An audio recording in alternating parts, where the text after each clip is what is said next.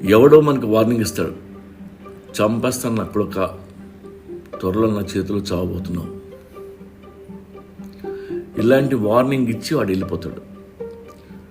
ఆ తర్వాత మన మైండ్లో ఆలోచనలు మొదలవుతాయి. నిజంగానే నన్ను చంపుతాడా? చంపితే ఎలా చంపుతాడు? కత్తితోనా, గన్తోనా, లేదా బాంబు పెడతాడా? రౌడీలు తీసుకొస్తాడా? పోలీస్ కంప్లైంట్ ఇచ్చి పెడితే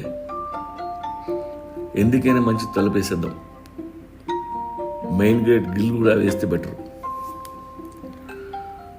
ఇంకా రాలేదేంటి?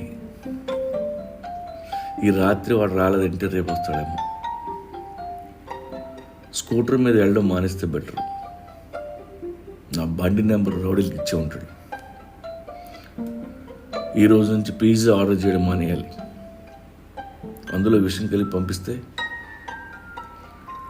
10 రోజులైంది ఇంకా రావడం లేదేంటి? వాడు ఇంకేదో మాస్టర్ ప్లాన్లో ఉండి ఉంటాడు. నిజంగానే నేను చంపేస్తాడా? నేను చచ్చిపోతే నా పెళ్ళం పిల్లల పరిస్థితి ఏంటి?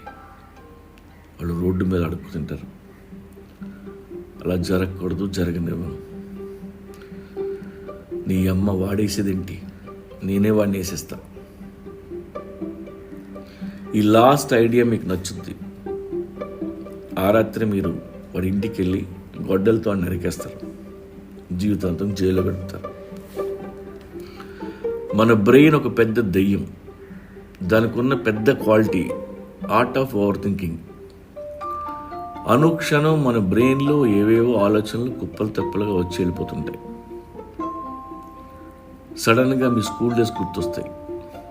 నిన్న ట్రైన్లో మీ ముందు కూర్చున్న బెంగాలీ అమ్మాయి, 10 ఏళ్ల క్రితం మీ నాన్న కుట్టిన చెంపదెబ్బ, ఎప్పుడో చూసిన అమితాబ్ బచ్చన్ సినిమా, ఆ రోజే మా ఎదురింటి ఆయన చనిపోయాడు, పాపం వాళ్ళ పిల్లలు ఎక్కడున్నారు, వాళ్ళ చిన్న అమ్మాయి చాలా బాగుంటుంది, దాని విషయంలోనే నాకు బాబుజీ గడికి గొడవైంది, ఈ మధ్య వాడు బిజినెస్లో సంకనాగిపోయాడని తెలిసింది, చాలా హ్యాపీ.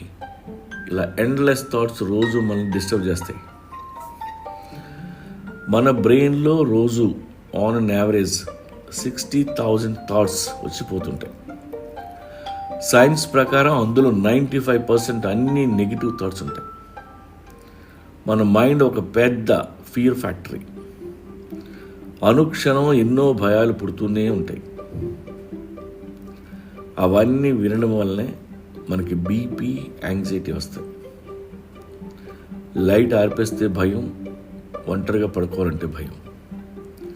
అందుకే మైండ్ చెప్పేవి అస్సలు వినద్దు. Our brain is very dangerous. అదొక పెద్ద దెయ్యం. ఆ దెయ్యాన్ని ఆపలేము. అది చెప్పినవన్నీ వింటూనే బతకాలి, తప్పదు. కానీ విన్నవన్నీ సీరియస్గా తీసుకోవద్దు. తీసుకుంటే మనం పిరికి పందలుగా మిగిలిపోతాం. అందుకే మెడిటేట్ చేయమంటారు. కానీ మనకి మెడిటేట్ చేసే టైం ఉండదు. కాబట్టి దెయ్యం మాటలు వినడం ఆపేద్దాం. ధైర్యం మన క్యారెక్టర్ అయి ఉండాలి. దేనికి భయపడొద్దు. ఏది అంత ప్రాబ్లం కాదు. ఎవడో వచ్చి మనల్ని చంపాడు.